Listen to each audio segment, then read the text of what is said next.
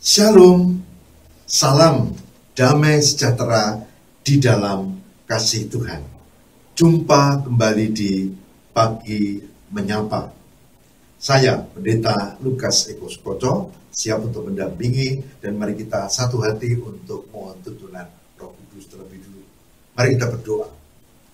Semoga Tuhan memberkati sehingga perenungan di Pagi Menyapa hari ini ada dalam rengkuan kasih Tuhan. Hamba-Mu berkatilah, dan kami semua yang mengikuti berkatilah. Demi Kristus pengantara kami. Amin. Saudara, judul perenungan kita adalah mengalami perjumpaan dengan Kristus dan salibnya. Mengalami perjumpaan dengan Kristus dan salibnya. Saudara, ada dua sikap terhadap perjumpaan dengan salib Kristus. Yang pertama adalah sikap seperti Matius 16 ayat 24. Apa itu? Saya baca. Matius 16, 24. Lalu Yesus berkata kepada murid-muridnya, "Setiap orang yang mau mengikut aku, ia harus menyangkal dirinya, memikul salibnya, dan mengikut aku." Jadi sikap pertama sehubungan dengan perjumpaan dengan Kristus dan salibnya adalah sikap untuk menerima salib dan memikul salibnya sendiri. Maksudnya, Yesus menghendaki kita menjadi orang-orang yang setia, menyangkal diri, memikul salib, mengikut Dia. Matius 16 ayat 24. Salib adalah lambang derita. Bapak Ibu jangan pernah berpikir kalau kita menjadi Kristen lalu tidak pernah sakit, lalu rezeki pasti lancar, lalu tidak ada masalah, lalu relasi dengan pasangan pasti bagus, relasi dengan anak atau keluarga pasti tidak pernah ada cekcok. Saudara, justru di dalam Alkitab kita diajari bahwa kita orang-orang beriman akan seperti yang lain, juga bisa sakit. Kita juga bisa rugi kalau dagang. Kita bisa juga gagal tentang sesuatu. Bedanya adalah orang yang di dalam Kristus, dia mampu tetap setia. Dia menyangkal diri, dia memikul salib, dan dia tetap mengikut Dia. Ini poin penting. Bukankah ada orang Kristen yang patah hati? Bukankah ada orang Kristen yang rumah tangganya tidak ideal, kacau malah, berantakan kali? Bukankah ada orang Kristen yang ditipu oleh rekan bisnis atau mengalami derita, sakit penyakit, dan seterusnya? Nah, menyangkal diri berarti dia kiblatnya fokus pada Yesus. Memikul salib berarti tahan di tengah derita. Dia tidak meninggalkan Tuhan. Mengikut aku katanya, itu berarti dia setia dalam mengikut Tuhan. Jadi, poin pertama, perjumpaan dengan Kristus dan salibnya adalah orang-orang yang mengalami derita, persoalan, kesulitan, bahkan mungkin ancaman, tapi dia tetap setia di dalam Tuhan. Dan saya berharap, saudara-saudara saya, kita semua ini diberkati seperti itu. Kalau ada anak-anak kita, atau cucu kita, atau saudara kita yang gagal, jangan sempurna. Yang belum berhasil, jangan frustrasi. Yang menghadapi derita dan kesulitan, jangan putus asa.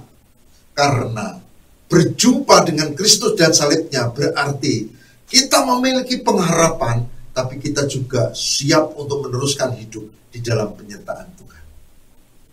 Itu poin pertama. Poin kedua, itu yang ditulis, ini sebaliknya dari apa yang kita baca tadi, yang ditulis dalam Filipi 3 ayat 18. Filipi 3 ayat 18, bukan orang yang berjumpa dengan Kristus dan salibnya lalu setia, tapi malah memiliki kualitas hidup yang beda. Saya baca ayat kita. Karena seperti yang telah kerap kali kukatakan kepadamu, dan yang kunyatakan pula sekarang sambil menangis, banyak orang yang hidup sebagai seteru salib Kristus. Jadi, poin kedua, perjumpaan kita dengan Kristus dan salibnya bukan kita setia di tengah derita, kita memiliki pengharapan, keyakinan, dan kita siap untuk melanjutkan hidup, bukan. Tapi yang kedua, justru hidup sesuka hati dikatakan di sini menjadi seteru akan salib Kristus. Apa itu?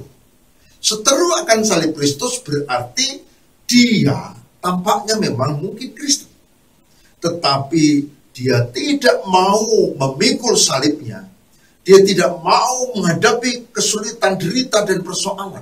Tapi dia meninggalkan, dia lari, dia pergi, dia cari jalan lain. Bahkan kualitas hidupnya jadi tidak benar.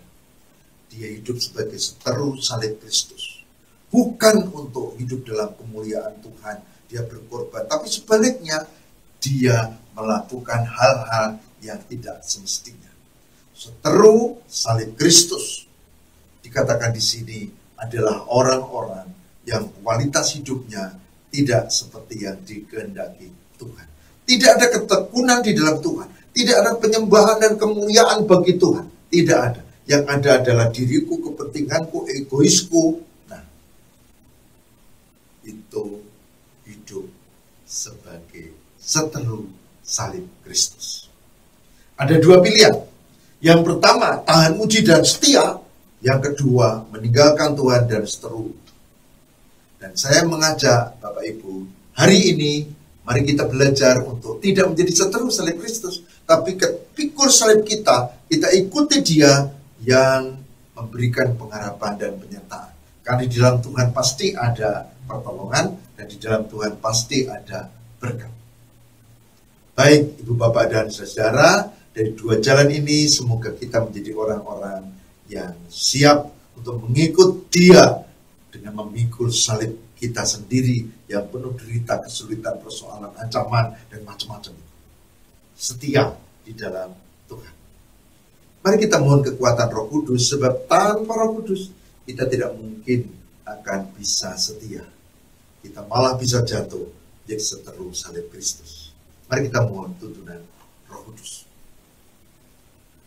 Tuhan, tolonglah dan berkati melalui Roh Kudus-Mu, supaya kami dan segenap yang hadir secara virtual di pagi menyapa hari ini diberkati untuk setia di dalam Tuhan, menyangkal diri, memikul salibnya, dan mengikut Tuhan.